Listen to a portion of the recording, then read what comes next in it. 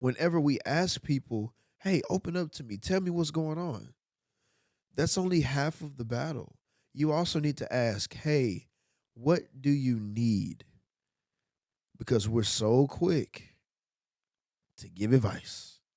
Our society, we love to give advice because we want to help. We feel like we got the words of wisdom and blah, blah, blah. And it's not always good advice. Your heart may be in the right place, but maybe that person does not need advice to fix the problem. They just need a person to sit there and be a container to hold the problem with them. It's easier for me to control the environment, to control my emotions when I'm in the driver's seat. So I don't let down, speaking when we were dating and stuff, like, I'm not going to let down my guard. I'm not going to share certain things because, one, not just I don't know how you're going to see me, but I don't even know how to handle myself. Like, when I open up and I share this with you, it's already icky and uncomfortable, like the idea of it. But when I do, then what? That fear of the unknown, and like, what do we do next? How do we sit with that? Like after I share it, like, and how do I close myself back up? With me having to relearn, reprocess, rethink what sex was, that was like taking a part of my identity away. Just because you may need to seek help or you may be in transition and things may not be right, it doesn't necessarily mean that your marriage is bad.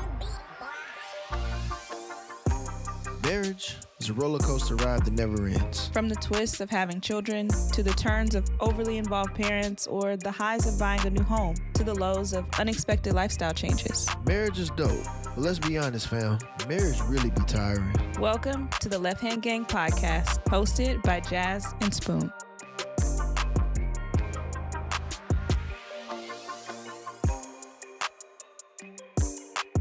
Yo, what's good, everybody? It's the Left Hand Gang. What up, y'all? Why you so giggly? You got me on something. So. What I get you on? I'm curious. Yo, why you telling everybody my business? Okay, so I'm gonna just tell you. Okay, go ahead. Nah, you go ahead. You was gonna tell me. No, you probably tell it. Nah, this is your stuff. Okay, so I really love music, but I usually don't know the words to stuff, and it's coming out like you'll be singing something. Like just now, I was singing. I don't even know what song I was singing, but I was singing it, and it was the wrong words. But you be knowing because of the beat. I be having the beat, the melody. Like I be having the energy and everything. But you don't have no words. But the lyrics be either non-existent, and it's just or they just wrong. They all wrong. So what is one song? just give me one. Okay, The Temptations. Temptation. Oh. So what part of the song? You gotta tell them what part of the song it is. Okay, so the part where he's like, I don't really want to sing on here. Girl, you be alright. Nobody judge you. But he like, I don't need no money. Yeah. The next part he says, fortune or fame. You know where I'm at? Yeah. Well, I was saying, I don't need no money. Oh, check my bank. Check your bank. I really thought that's what it was all this time. And so I found out, I think I was singing it to Kai. Yeah. I don't remember how it happened, but like, yeah, that's Nuggets, like one of his favorite songs, because when he was like, I don't even know, like those early days, like he was like weeks old, months old. It was the only song I knew all the lyrics to, like the beat. But he didn't know that I didn't know that part. Okay. Anyway, I thought I knew. Well, I basically could sing the whole song from start to finish. That was one song that, like, I could do the beat, I could do background, I could do everything, and it would normally calm him down, and it was like an easy like bounce to song and stuff. And so, I was singing it one day, and check my bank. Yeah. You got any other ones? What song was it? The That's not a good one because most people may not know that the float song. Oh, float on by the Floaters. What? Yeah. I can't think of. I have plenty. Oh, I know. It's a girl. Sherilyn, Encore. Wait, what was I saying? I don't even remember. You didn't have words. It was sounds you put together. Wait, let me find the beat. Your love, so good, it deserves an encore. That didn't sound like the right. And you were saying, "Zzzz, I'm good." Oh yeah.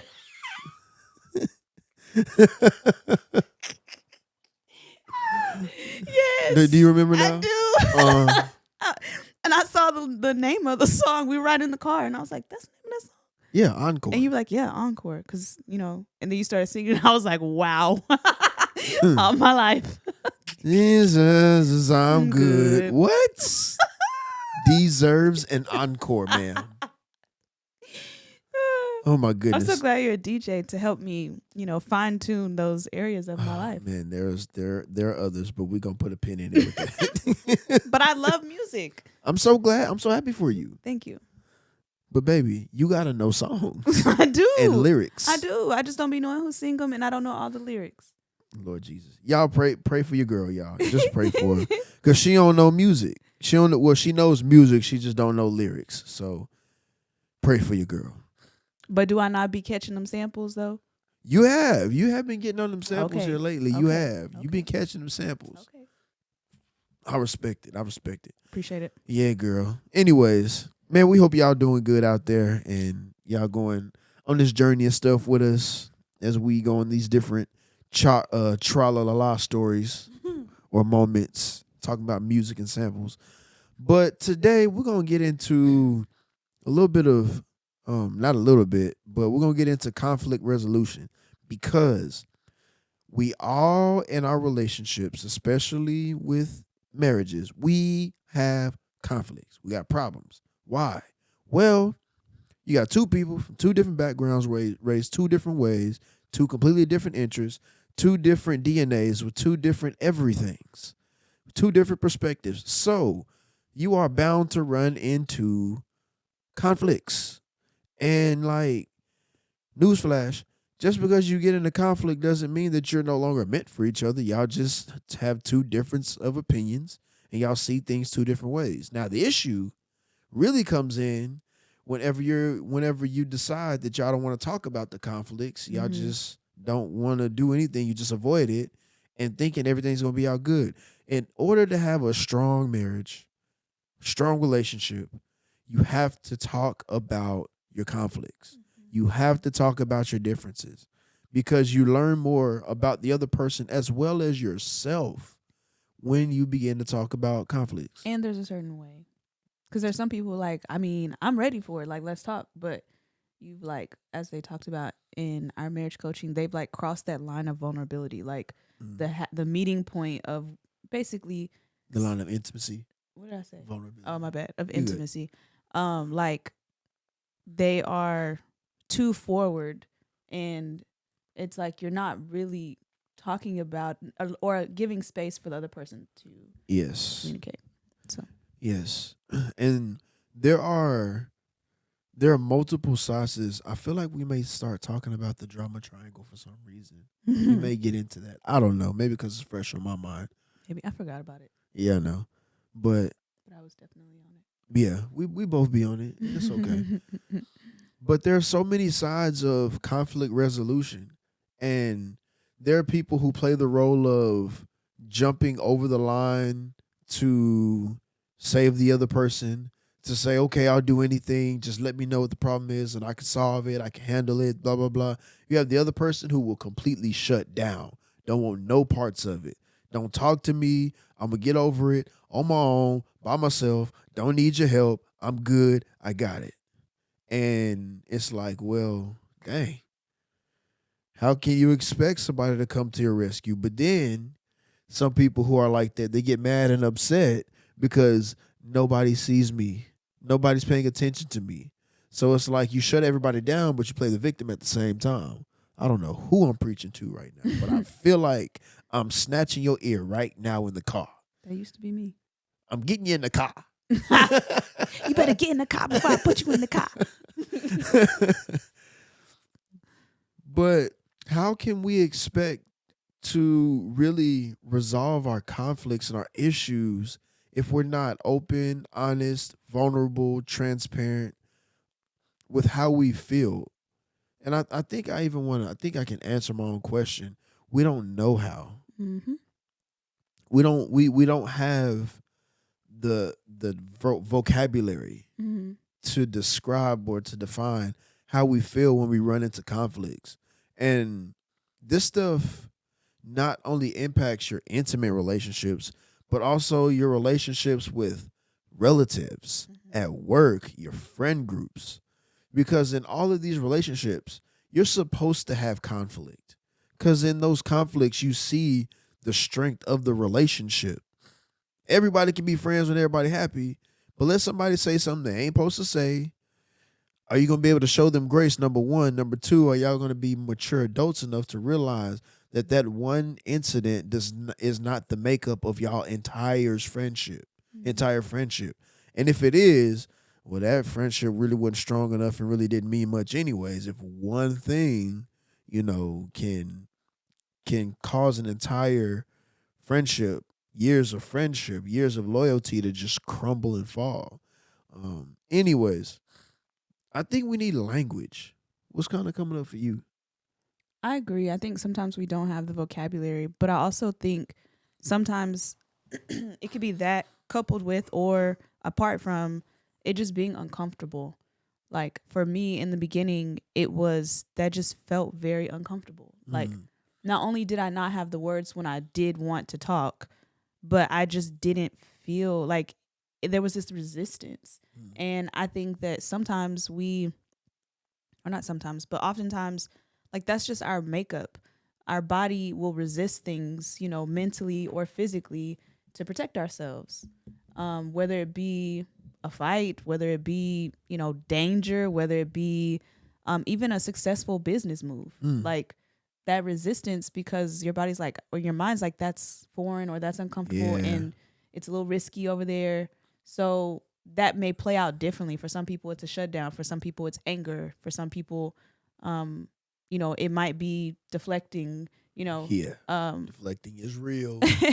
So I think it can be not knowing how to communicate, like when you have conflict, or just feeling really uncomfortable. Man. And I wonder, like, because you said a lot of good stuff. And I could be wrong, but tell me your thoughts. I think a lot of it is fear and pride. Oh yeah, I think definitely the second one. Yeah. Well, I think it could be equally both fear and pride. I can see that. And a reason why I say fear is because if I share how I feel, how will you see me then? Will it change your perspective of me? Will it change how you treat me? Pride shows up like, nah, I am who I am and I'm going to stand my ground and I'm not changing for nobody. I'm not going to let nobody see me cry because I'm not weak. So I can see how it could easily be both. I don't know. What do you think? I agree. I definitely agree. I think that discomfort is masked by fear. Ooh, talk about it. Because, and I'm speaking for myself, it's easier for me to control the environment, to control my emotions when I'm in the driver's seat. So I don't let down, speaking when we were dating and stuff, like, I'm not going to let down my guard. I'm not going to share certain things because, one, not just I don't know how you're going to see me, but I don't even know how to handle myself. Like when I open up and I share this with you, it's already icky and uncomfortable, like the idea of it. But when I do, then what? That fear of the unknown and like, what do we do next? How do we sit with that? Like after I share it, like, and how do I close myself back up? Like, how am I supposed to feel and what am I supposed to think? So I definitely think that it's fear. I agree. Man, and you said a lot. And it's like, it makes me ask that question. And I want you guys to think about this too. Whenever you are either fearful or you feel pride trying to rise up whenever there's conflict, what exactly are you protecting? What are you trying to hold on to? What barrier are you trying to keep up with your arms tired, ready to fall, ready to crumble, but your pride will not allow you to drop that barrier? The fear of quote unquote what could or could not happen strengthens you, enables you to not ever let that barrier down. What exactly are you protecting? That's good. I think we also, because of our culture, and I can't speak for the whole world, but I would say in the Black culture, because we haven't seen that modeled, what does good conflict resolution look like? We don't even know how to, because we're talking about like being the person that's, you know, sharing, right? Right. But what about being the receiver? Because there's a certain way to show empathy. There's a certain way, there's a certain way to there's a certain way to handle someone when they do share something. Yeah. I can't tell you the number of times I've talked to students and even teenagers who will be like, I mean, I have friends, but like I shared something with them and they was like, oh man, that's crazy, you know. Yeah. And that was them being empathetic. It. Like Yeah. that was like equivalent to a hug Yeah. for that person that did it. But my student was like, and I needed more. They didn't know exactly what they needed, but it was like I felt like they just left me there and I disclosed something. So I think we don't even know, we don't trust that even if I do put it out there, because you just said something about like when your arms are tired and you really want to lay it down, like who do you go to? Yeah, who do you go to? Because when I go to you and I'm laying this down, I'm not saying I want you to fix all my problems like God, but like give me something, you know? And I can say I don't think that was modeled for me very well growing up. I didn't really know what it looked like to be on the other side until you. When I finally would open up about something and share, I felt heard. Like I felt like you actually listened. I don't know how many times I've shared something and it was like, oh, that was put out there. And so I felt like, okay, cool. You know, I put it out there. And I think for the other person that I was dating or a friend, whoever I may have been talking to, they would be like, oh, you know, she's open with me, right? She shared. And that was it. But there was no like, we didn't move anywhere. It was just like, hey, I threw this out here. You got it. You saw it. You heard it. Cool. I'm being vulnerable. I'm sharing. I'm opening up. And that's not proper for that situation. And in that, to dig a little bit more, just as much as we expect people to, I guess, already know how they feel or articulate how they feel, we also have to show people proper respect in teaching us how to receive what they have. Because we have the notion that, yeah, open up, tell me what you think, tell me what you feel, what's going on. And so we have in our heads, oh, we already know how to hold this, or I got this. I know how to I know how to be a good friend. Yeah. By being there. I know how to be a good husband. I know how to be a good wife because I listen. But how do you listen? Do you listen with an ear to respond? Or are you listening to give advice? Are you listening to find holes so you can put in your opinions in certain places? Or are you listening just to be a container, to just hold what they have? Are you listening just so you can encourage them? And so whenever we ask people, hey, open up to me, tell me what's going on, that's only half of the battle. You also need to ask, hey, what do you need? Because we're so quick to give advice. Our society, we love to give advice because we want to help. We feel like we got the words of wisdom and blah, blah, blah. And it's not always even good advice. And it's not always good advice. Your heart may be in the right place, but maybe that person does not need advice to fix the problem. They just need a person to sit there and be a container to hold the problem with them. Now, at the same time, you as the person who's listening, you have to know your capacity. Do you have the capacity to be a container? That's really good. Do you have the capacity to give advice? Boundaries. Because if not, then you set yourself up and set this other person up that you've asked to be open. You set everybody up for failure because you crossed the line that you didn't have enough capacity to hold what was on the other side. So let's think about these things as we see conflict or we're in conflict either with other people or we see people going through certain things, because you may not have the capacity, but your heart may be in the right place and you could mess something up.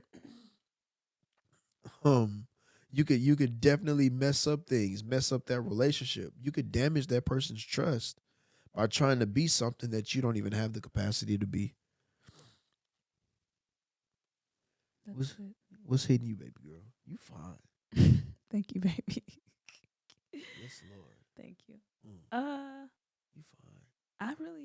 I know this is like really bad, but I really don't have anything because like that's really good. Well, I take that back. One thing that did come up for me, I thought about was what does that look like in a marriage? If, like you said, if you're not really ready and you don't have the capacity to hold that, okay, well, it's not like we're dating and like, well, you know, if you're dating, obviously you can go separate places. But like in a marriage, like I sleep in the same bed with you or in the same house or raising children, like our lives are intertwined. So what does that look like for a married couple?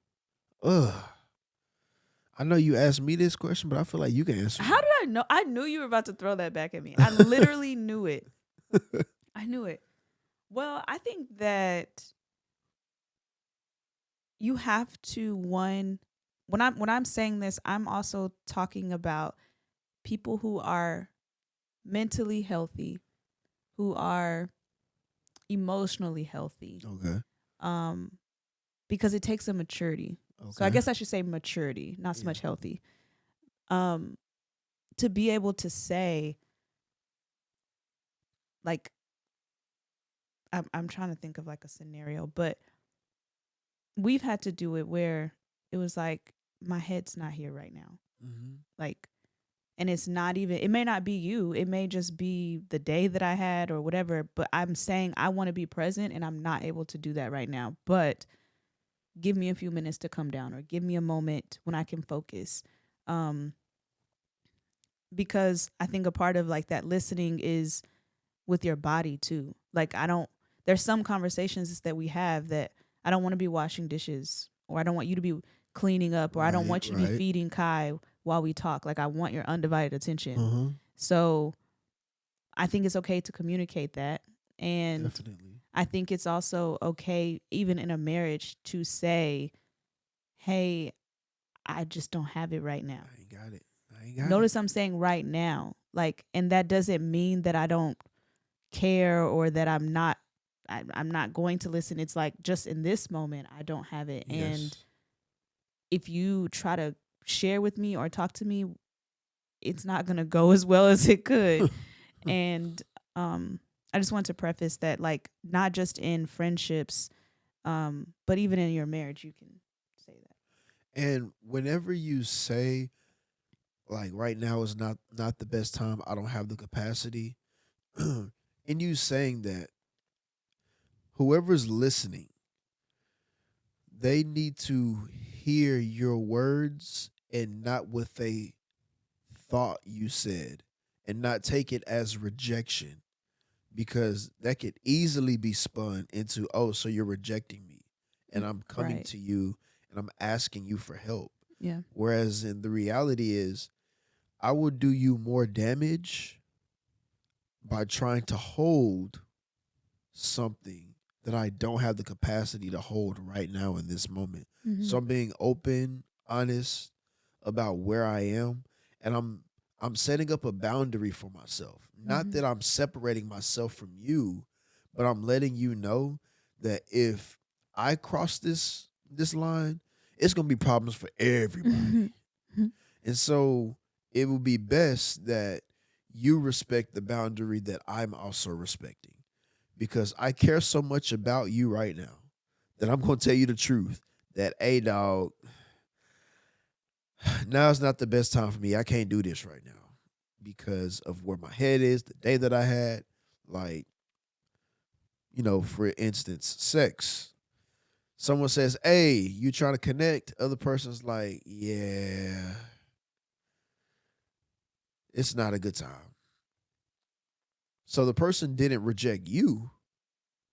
They just rejected sex and not wanting to be able to partake in that because they don't have it to give in that moment in time. And I remember, that being, sex in particular being a thing between myself and Jazz. When she would decline, I'd be like, dang, bro, you don't love me? You don't like me like that? Like what's up? You don't like me like You don't like me like that? I would feel the same way, the same exact feelings and emotions I would get whenever there would be a conflict for whatever reason, and she was mad or upset, and I'm like, yo, what's going on? You want to talk about it? And she was like, no, I don't want to talk about it. So again, I felt rejected in those moments, not realizing that it wasn't me that she was rejecting. She just didn't have the capacity to resolve that conflict right then and there in the moment. And so me, again, I had to be not responsible. I had to be mature enough to understand the difference between her not being able to be in the conflict with me versus her rejecting me totally. Yeah. And something that I had to learn that you brought to my attention, that I'm still growing in, I would say, is I believe in most cases it's only right that if you come to me with a proposal, whether it's to have sex or maybe to talk about something, and I decline in the moment, I think it's only fair, as you've brought to my attention, that I come to you when I'm ready, or that I bring it back up. Not saying like when I'm ready on my terms, but Right. like you shouldn't, I don't think it's right that you have to come again. It's like I already came and I asked and you said no for whatever reason. So like, you should like let me know when you're 'Cause ready I to wouldn't talk feel about like this. a little kid, like, hey mom, you said we was gonna go to the store. Can we still go? Right. You said you're gonna let me know if I could spend a night. Yo.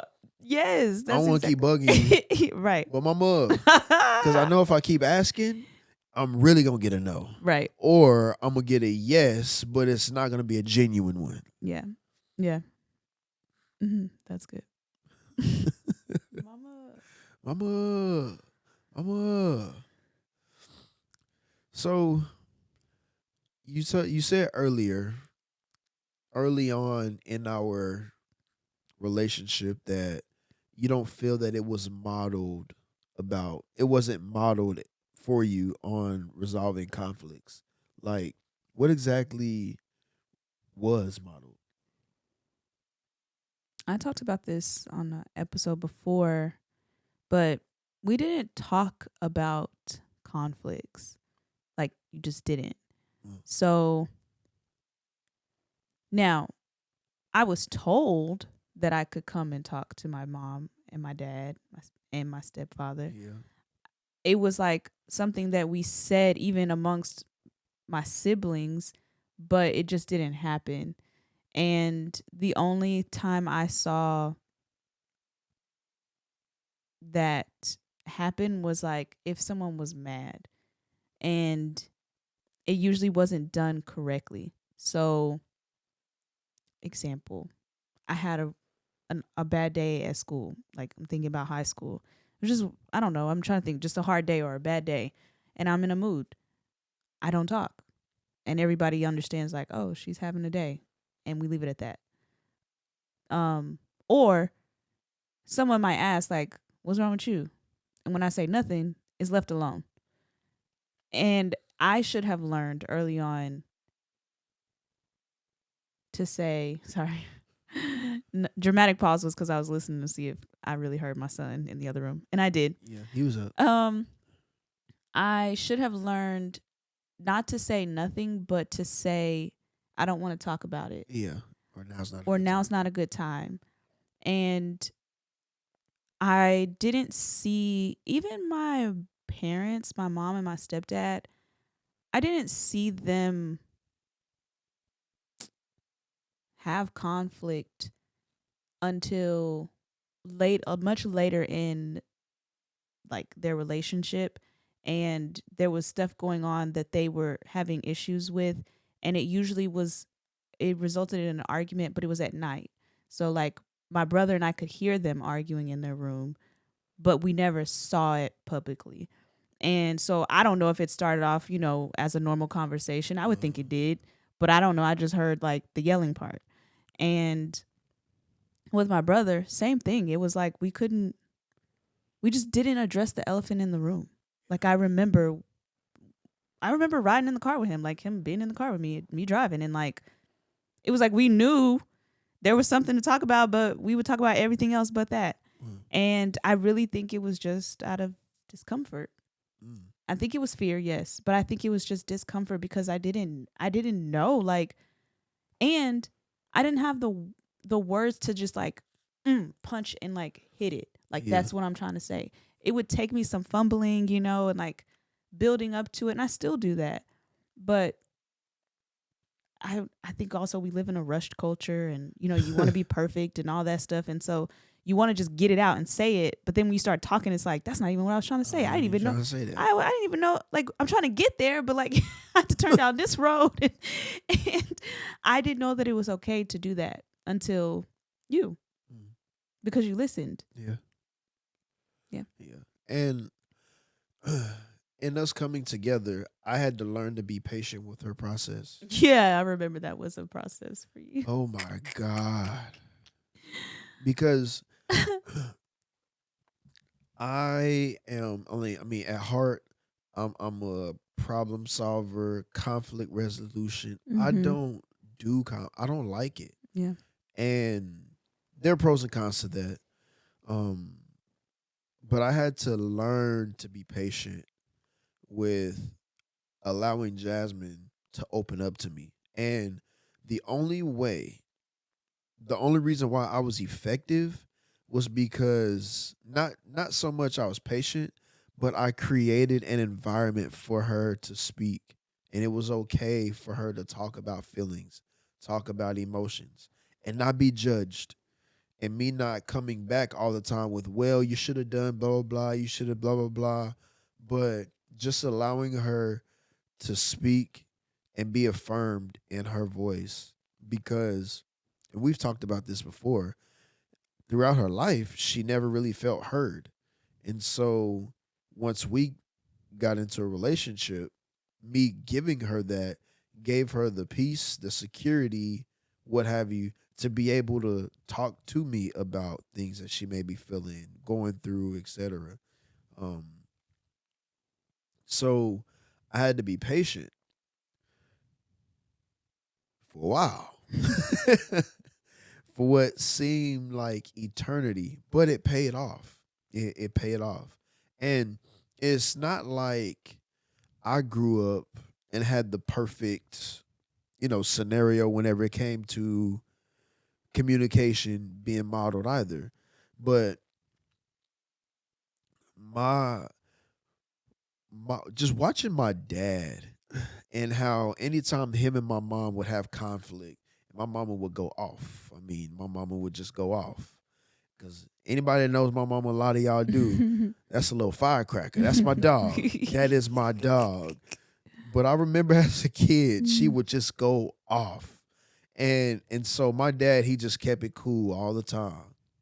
He always kept it cool. He never allowed the conflict a lot of time between them mess with so much the temperature of the house. So with me and my brother, like my dad kept it cool at all time. It was rare for me to even hear my dad raise his voice. He always kept it cool. He was always respectful.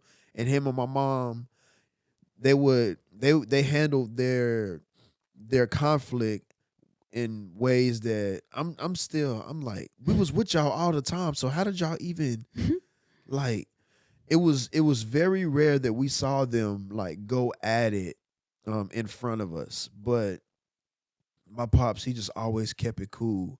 And I'm like, dog, I'm thinking to myself as a kid, I'm 19 years old. Man, if somebody ever came at me like that, like I'm going, Right. I gotta defend myself. I gotta protect myself. I can't let nobody but he always kept it cool. And so now as an adult, I get it. I understand now. And I also understood that in that phase of their life, in that phase of their marriage, they were learning how to communicate, even though it was ugly. But Mhm. my dad still created or had an environment for where my mom could vent. And what I realized is most of the time when she would go off, she wasn't even going off at my dad. She was just going off about something else, and he happened to be the person there to hear it. And she wasn't even yelling at him, but she was yelling while talking to him, but it wasn't even about him or nothing that he did. And so now as an adult, I get it. And I also know that, of course, raising their voices and all that stuff, it wasn't healthy. But I learned just watching my dad and how he always kept it cool. My dad don't want no smoke. He don't want no problems. He gonna keep the peace in his house, and we gonna keep it pushing. My daddy don't want no issues. None. He don't want none. He cool. But that is ultimately how I learned how to, in a sense, make sure that resolution or peace was always in my presence. Like, I'm good. I don't need none of that. I don't need no drama. I don't need none of that, blah, blah, blah, because of my dad. And so I was able to take that into our relationship, into my relationship with Jasmine. And and be able to, of course, add my own personality, add my own perspectives and whatnot to it. But my pops, he really gave me the foundation and being able to create that type of environment for you. Um, but not everybody has that. Yeah. You definitely model that though. Yeah, not and I'm glad, but again, not everybody has that. Yeah. And so it's like for people who don't have that, or marriages, I would even say, that don't really have what we have as far as communicating, what is something that you would give them? That don't have that. I feel, I see. Oh, sorry. I thought you were asking. Sorry. Um, the communication script that we learned in marriage coaching that really, really helped me because, like I said, even after I got over the hump of discomfort and fear, it was like I just don't know how to say and effectively communicate what it is that I'm trying to say. And when you respond to me, I'm just like ready to tear apart what you Oh said. yeah, because we I'm listening to listening. respond. Yeah, I'm listening to that. And then all the points that, and so I'm like, getting all my points together, and trying to tear apart what you're saying so that you can see what I'm saying. Get And your like, whole dissertation ready. Girl. yeah. So the communication script helped me to one, stay focused on the topic and to effectively communicate without pointing fingers, because I was good for saying like you always, and you, gosh, it used to make me so mad. You, like, I'll be like, you always blah blah blah, and you'd be like, but I don't always do that, and you'd be like, when did I do that? And then I get stuck and I can't even remember like an instance, or I come up with one time and you're like, okay, that was one time, and I'm like, but you always do it, and it's like always isn't the right answer, and you're stuck on I don't always do it. And I'm trying to say, well, don't do that anymore. You know what I mean? Like, so that used to get us nowhere. But that was an example of what not to do. Yeah. So don't the do that. communication script keeps you from doing that. Yeah. And so are we like going all the way That's, through it? if you want to. Okay. So I'm going to use earlier today as an Okay. actual example. Like right before we were about to record. Yes. Great. So we had she was mad at me. I don't even know why. we had a little disagreement, like literally as he's setting up the cameras. And so I heard you say, I think that or you, I heard you say, I want you to be present when, I think we should be present when we record. And I don't think it's right to just be here just to show up, almost like participation. And so I just want to know where you at. I felt offended. Mm. And Is that a feeling word? it is today. Oh, okay. I felt mad. So I guess that was my feeling. Oh, okay. I felt mad. I think, what's next? Mhm. I think I was offended. There we go. Okay. I would like to explain my side a little bit more, because I think you may understand why I was saying I was trying to just record so that I can go on to what I was doing. So that was an example of, I explained what I heard him say. So I literally had to repeat. Y'all weren't there, but like I repeated different phrases that I heard him say. I explained how it made me feel. I said what I was thinking, and I gave a proposal for what I wanted. And so now I allow you to respond. Mm-hmm. Oh, so it's my turn to do the whole thing. Yeah. Okay, I'm sorry. I'm gonna be honest with you. I forgot what you said because I got lost in your findings. What? Whatever. You weren't listening to me. I really was. Well, I heard you say stuff, Yeah. but I saw your face. Okay, great. But I heard you say that you felt offended. Mm-hmm. I feel misunderstood. I think we need to. I think we both need to stop telling ourselves stories.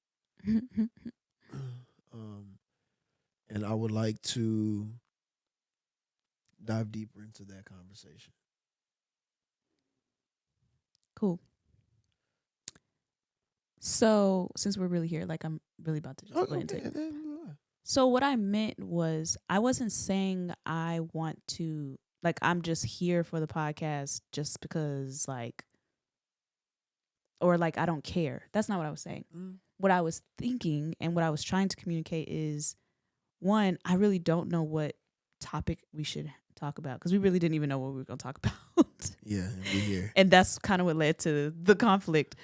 And I was saying I really didn't know what I wanted to talk about. I was having a hard time like settling my mind and being present, but I looked at it as I'm showing up and I'm committing, and I'm putting aside the other things that I want to do. But I feel like I was on a time clock because Kai was taking a nap. And so it's like, okay, I got this much time relatively. I want to record because it's like I have a checklist. I want to record. I already made dinner, but I really want to go work on my pricing list that I was working on in Canva. I really want to go look up this thing that I was talking to my dad about. Like, there's a couple of things that I wanted to do before bed. You know, I packed for our trip and, stuff like that. So I'm thinking time clock and I'm thinking checklist. I'm not thinking, or I wasn't feeling like, oh, I don't care about the podcast. I was just thinking like, got stuff to do. And so I felt offended because it made me feel like you were saying I don't care and that I'm just showing up, and like that wasn't my intent. And I also felt offended because I felt like you didn't understand that the other things that I wanted to get to have priority to me, and they are important, just like you have lots of things that are important to you. Like, I haven't said anything about you working on convocation, like you, and yeah, no, it's almost over. Yes. And like, just stuff that you work on in your checklist. I don't, try to tell you, well, that should move to the bottom of the list, and you being here with me and Kai is like just participation, like, you know what I mean? So that's why I said I felt offended. Okay. And I also felt misunderstood because I ain't say none of that. Wait, what you mean you didn't say none of that? What you mean? Like, I didn't say that the other things on your checklist on your list were. Oh, yeah. I never said it, so I felt misunderstood. Like, yo, what? Yeah. And I also felt misunderstood because I knew, or I know rather, everything that's on your list and all the things that you're working on, and I know that they're very important. And so I was just commenting and saying, basically, I want you to be as present as possible, and I don't want this to be another thing or just something on the checklist that you just need to get through and get done. So that's why I said I felt misunderstood. I get that. That makes sense. We good? We good. I bet. Ah, and that, ladies and gentlemen, is how you resolve conflict. I feel heard. I got to say all the things that I needed to say. And I feel understood. And yeah, I'm chilling. Yeah, we good. we friends again. Because I was holding on to that this whole time. I know. Because when you got your chance, pow, pow, pow, pow, pow, pow. And I felt this, and this, and this. Well, I mean, literally, that literally happened, y'all. Like, he pressed record and I was still it was just fresh. And you like, I think we should talk about conflict. And I'm like, okay, it's gonna be raw because And here we go. I didn't get it resolved. So so that was fresh. That was fresh, hot off the press. But imagine if we were, and I know that for us that was a small thing, Yeah. but for some people, even though that was small, that could have easily turned into something huge. It's what, Friday? That could have got all the Oh way my through God. Sunday. My And just picked goodness. it's like a ball and it just rolls It and just- it picks up man. stuff as it Or goes. it could have been a continuation of something that already happened in the past that wasn't resolved. Yeah. You know? Yeah. Simply by saying, wait a minute, I feel misunderstood, which many of us do. We just feel like, yo, you don't understand what I meant or my intent or my words. Some people are like, yo, I feel like, oh, Oh yeah. pause right there. Pause right there. Yes, Lord. We have to stop saying what we feel like and start saying what we feel. So stop saying, I feel like you don't hear me. Stop saying, I feel like you don't see me, or I feel like you're treating me like blah, blah, blah, blah, blah. Because you're only making a comparison to what you actually truly feel. So start saying, I feel hurt, and stand in that and stand by that. I feel disrespected. Stand in that and stand by it. You need to label it is. Call a spade a spade. If you feel hurt, if you feel abandoned, if you feel mistreated, say those things because it brings more clarity to the person who's hearing what you're saying. Because if you just keep making comparisons, I feel like you don't blah, blah, blah. I feel like this. I feel like this. I feel like, well, what do you actually feel instead of what you feel like? Yeah. I think for the other party, they get stuck in the, I feel like it makes this like drama thing. Like, I feel like you don't listen, or I feel like, so they're stuck on that and they're trying to defend. I do listen to you. I do. Mhm. But you didn't even say how you actually feel. Yep. Because if you tell me, yo, Jazz, I feel really hurt. I feel sad because I think you don't listen to me. I'm going to hear that like that. I was an example, but I felt that. Like hurt. Oh man, I hurt you. I hurt you? Like you're sad? Tell me more. Instead of, I feel like you don't listen to me. Well, I do listen to you because, like I'm ready to just like Fire back. defend myself and attack back to this accusation you made. And so, that's really good because that's something I have really, really bad. And it is really hard to name our emotions because It we is. don't talk about them. We don't And- even use emotion words. And we want to appear stronger and healthier than what we really are. Right.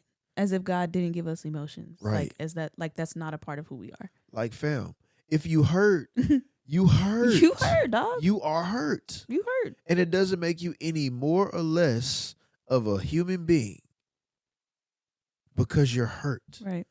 We were created by a creator that has feelings and emotions and has compassion for those feelings and emotions, just like that we have. So if you feel hurt, abandoned, if you feel left out, alone, behind, or left behind, I mean, if you feel sad, like I'm sad, why are you sad? Like, we should be able to name and label our feelings and emotions Yeah. because it gives people a better roadmap to helping us and give it to a better roadmap to the help that we need to the health what am I trying to say? I don't know. It's a word there. But it helps people help us. There it is. Yeah. I think oh, sorry, go ahead. No, that's it. I think it also, I've learned that our emotions help us. Our emotions technically protect us. Yes. Like they're like our like gauge system, right? Like like fear is not the only emotion, but fear does protect you. It does. And there are times where you're supposed to push past that, yes. And there are times like, I mean, if there's a dog right there that's growling at you, showing all his teeth, like I'm not saying, run up on dude. Like that fear, telling you something. yeah, but your Hey, fear is like, don't go there. it's not a good idea. Our sadness, that pinpoints something that helps us locate, okay, there's something there. Mhm. Because then there's an offense or there's a, you know what I mean? Like there's something that needs to be resolved, and it helps both parties. It helps the other person, and it helps you to locate like, okay, when you do that's not okay. Yeah.